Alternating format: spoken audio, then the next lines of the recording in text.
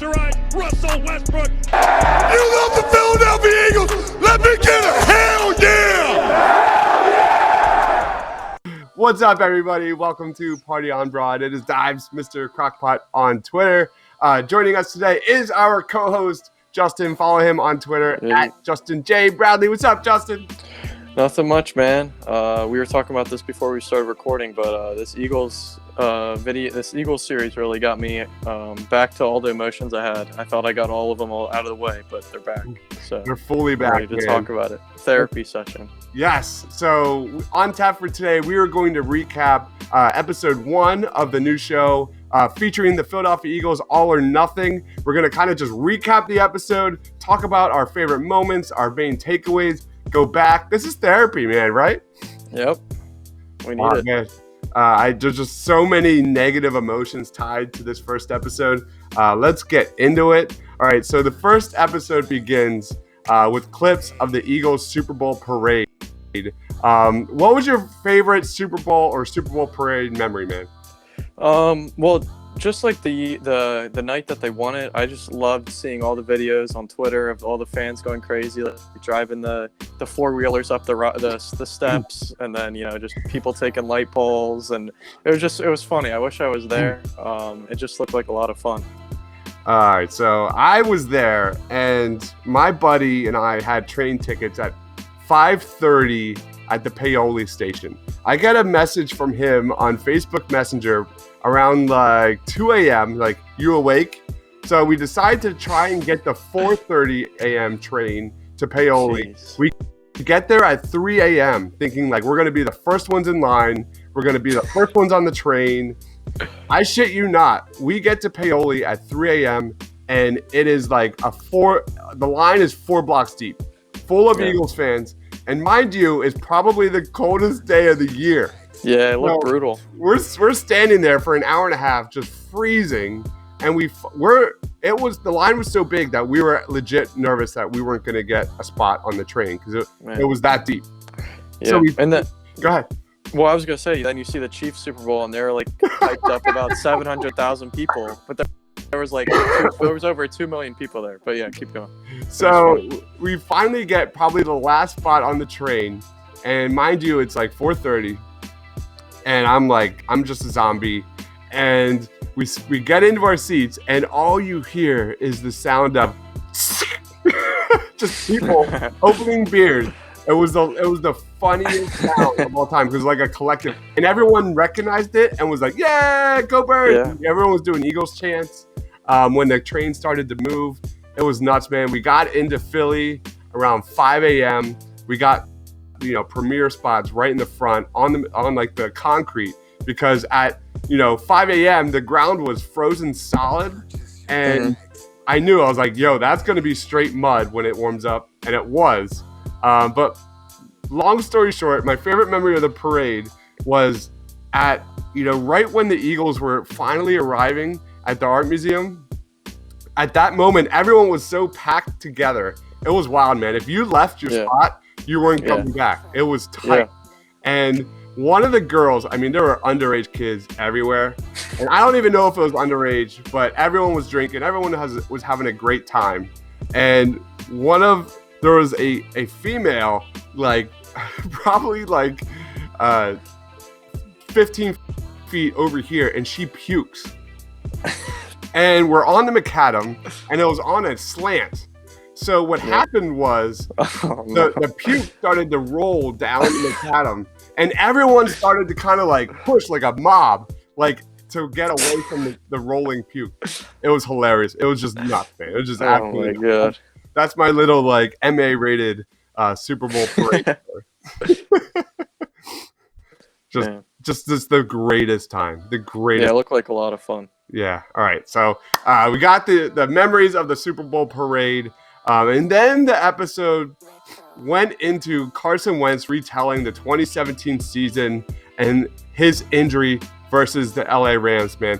I don't know about you, but that was probably the darkest moment I'm 34 years old, and that hands down was the darkest moment. I don't care about the Kawhi, triple doink, bucket against the Sixers. Yeah. That Carson Wentz injury in 2017 killed me. What about you? Yeah, I mean, I honestly think I have PTSD from that. Whenever I see him running into the end zone like that, anytime now, I just think about that. I go flashback right to that game, and that was the year. I mean, we won. We all know that story, but it was just like it felt like this. We wasted all that time just for a curse is real. Like it felt like there was a real curse on this team with winning a Super Bowl. It was just crazy. I'm a big Carson Wentz guy, so that Same here. his performance that season, that moment, that was a week of just laying in bed, turning off all the lights, lighting candles, putting on NSYNC, and just cry, man. Just straight fetal position, man. So we're already starting off on a very low note with this show. Yeah, it can only get better, right? Yes. Then we get into. I thought it was a really cool comment about it's not about the talent but time, because what we see is 94 WIP is like the main kind of radio station narrating the story in episode 1. Mm-hmm. And like that quote, not about talent but time, got me thinking a little bit, because some of the complaints about Howie Roseman has been kind of grabbing onto that 2017 roster a little too much. And we saw guys, especially this season, like Derek Barnett, Mac Hollins, guys that aren't taking the next step. And I thought that was a really interesting quote. Time. What is the Eagles' championship window? What realistically is that? Any comments on that? Well, I know there's some people in TPL that won't agree with this, but as long as Carson Wentz is the quarterback, I think they have a good shot at any season at getting a chance at the Super Bowl. So that's just my opinion. I fully agree with that, man. Well said. But I think the main point of that quote was the Eagles need to get younger. They need to get faster. And we're going to get probably a lot more into that, probably in episode like 6 or 7 or something like that. Yep. Right. But then the episode got into the preseason expectations for 2019. It showed the Alshon drop versus the New Orleans Saints. So many emotions. My first emotion with that was just the amazing Philly fans just lending their support to Alshon after that drop. What was your reaction? And to me, I thought Nick Foles was going to win that game. There was no doubt in my mind that Nick Foles was going to beat the Saints on that last, I think there was like 2-3 minutes left. They were driving. It was just a 99 times out of 100, Alshon catches that ball. And we had the Carson Wentz injury. We had the Alshon drop. What was your take on that? It was brutal, but since we won the Super Bowl the year before, ever since we won the Super Bowl, I've been taking losses a lot lighter.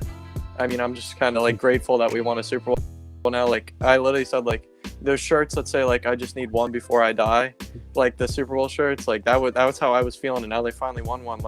Honestly, they could never win a Super Bowl again, and I'd be happy. That's just me though, but it'd be great to win another one. But that Alshon drop, man. That's his routine. That's routine catch for him, and for him not to be able to do that or to drop it, and all that happened, just brutal. Just foreshadowing for this whole 2019 season, man. Then we saw Brandon Graham's exit after the loss to the Saints. Him hugging D Gunn right outside the locker room, man. Just a lot of emotions with this.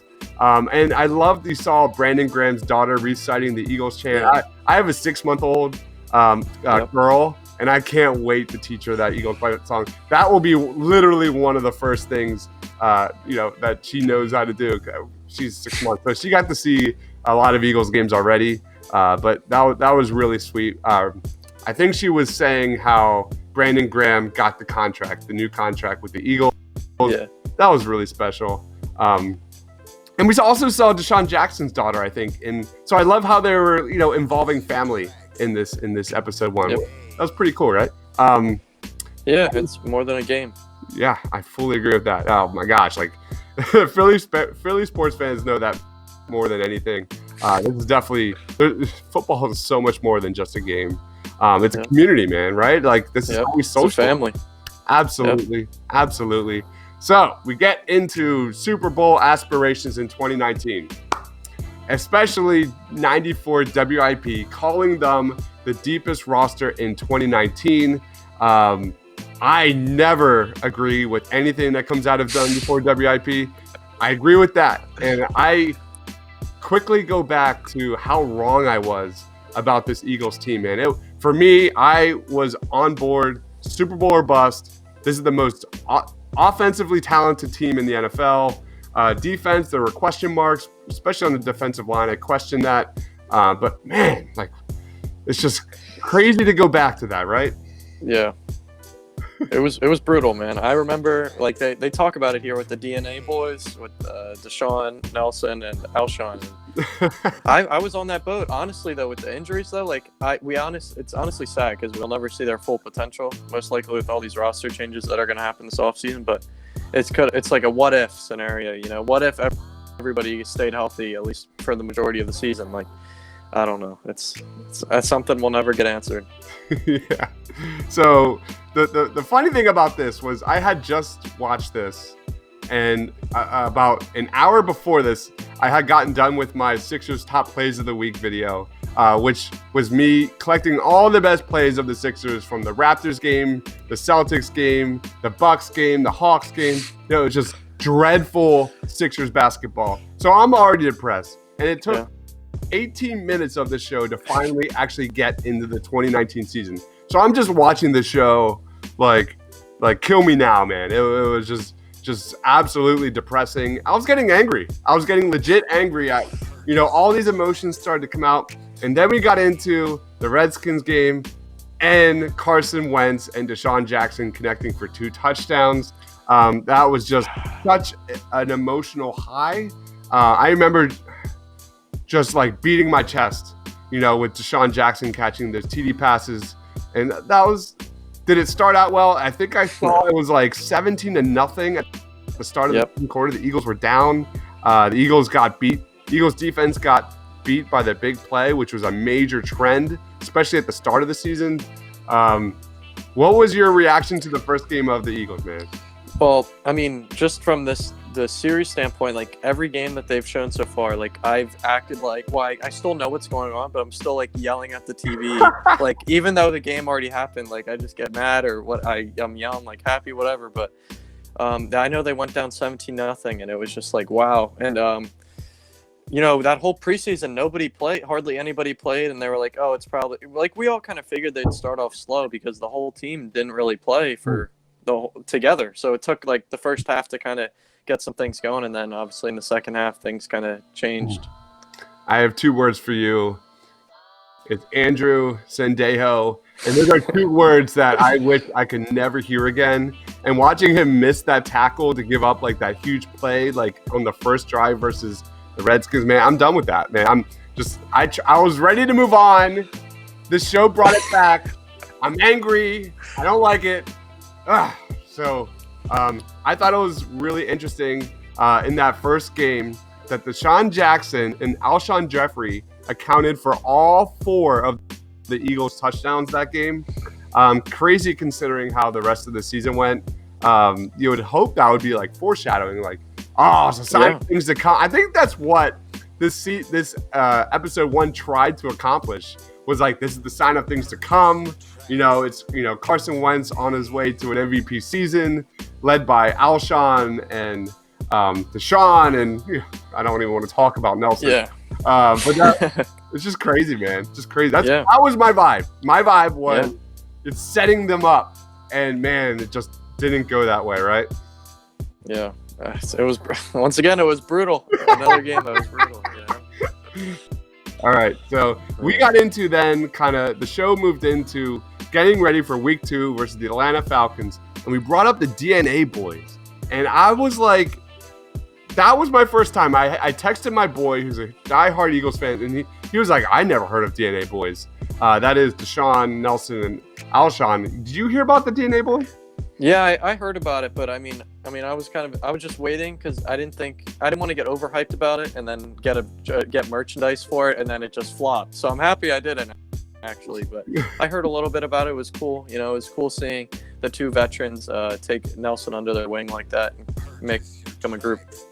But we all know what happens. So. Yeah. So, especially week 2. We all know what we're going to talk about here. It happened fast. Yeah. Within the first half of the Eagles versus the Falcons, they just got knocked out. All of the Eagles' offensive weapons, all of the stars get knocked out. Boom, boom, boom. We saw injuries to Deshaun, to Goddard, to Alshon. We saw a rib injury for Carson Wentz, who then also went into concussion protocol. I remember this game.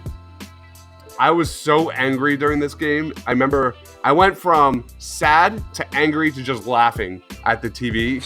There was just a roller coaster of emotions in this game because everyone was hurt, right? Yeah. And that was the game that Carson turned all red, and he just he didn't look good either. He was not acting himself. And you saw some of the throws he was making. But then, the 2 big throws he made at the end of the game, one was dropped, and then the other one was that huge throw to Nelson after that drop. The drop. Yeah. Then we get into the drop. First of many.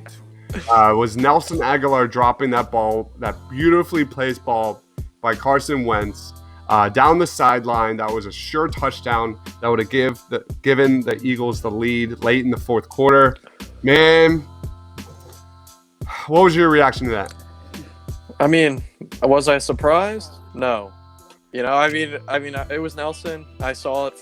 I was like, I was hyped, but once he dropped it, I was upset, obviously, but it wasn't that surprising to me because Nelson hasn't been very consistent at all throughout his career, so it's a big problem. Yeah. And then we get after the Nelson Aguilar drop, we get to Zach Ertz getting caught half a yard short of the first down on fourth down. The game was over. So the Eagles moved on to 1-1 on the season. The game was just a hot mess of missed opportunities. And I remember I'm trying to think back to what my emotions were because it was just all over the place. I think it was just 1-1 on the season. I was trying to convince myself that you lost in Atlanta, Sunday Night Football, or maybe it was Monday. I'm not sure. Yeah. But it was Sunday. You're not going to win every game. So I think that's where I was. What about you? Well, also, I just remember that was the game with the Julio Jones where they blitzed and then he had the wide open run to the end zone. Yeah. I just remember that. But, right there, I was like, we're 1-1. We're fine. We got the Lions where they're coming in. It's home game. We should be good. Right? Because the Lions were next, right? I'm pretty sure they were. Week 3. I think so. So, yeah. That is a recap of the first episode. How would you grade the first episode, man? Out of 10? I'm biased because I'm a big Eagles fan, so all these episodes are probably gonna be an A for me. It was just cool seeing all the training camp footage of them talking, Wentz and Deshaun, and Wentz the one clip where he's like, "I want to let me throw it deep to Deshaun. That's what the people want, or whatever." That's what we did want, and unfortunately, as we've said multiple times already this episode, I can't even imagine how many more. We all know what happened at the end of the season there, so. Man, I can't wait to review the rest of these. Yeah, so we are going to recap every single episode of All or Nothing, the Eagles special. It's on Amazon Prime. If you're a member, make sure you check it out. My take with the Deshaun Jackson thing, because I agree, that was one of my favorite parts of the episode, was the Carson Wentz and Deshaun Jackson chemistry. And my first thought is, how fucking sick would it be if the Eagles were to get Henry Ruggs III, and you have Deshaun Jackson and Henry Ruggs on the outside. Greg and Ertz and Goddard.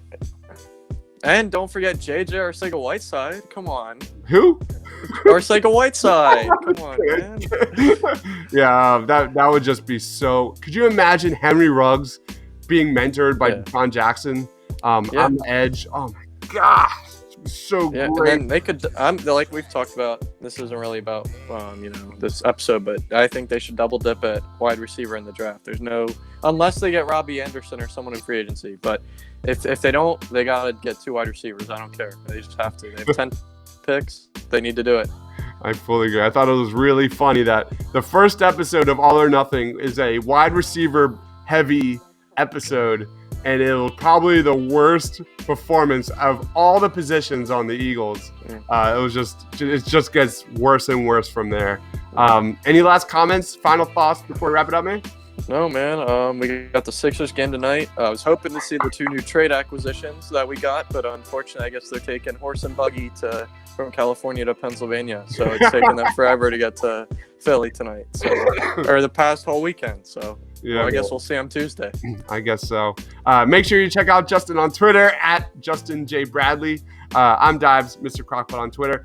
Keep a lookout for an episode 2 review of All or Nothing coming out in the near future. For Justin, for myself, thanks for watching, guys. Stay awesome. See you. Swing and a miss. Struck him out. The Philadelphia Phillies are 2008 World Champions of Baseball. And the Sixers win it! Wow! Oh, man. And being just posterized Russell Westbrook. You love the Philadelphia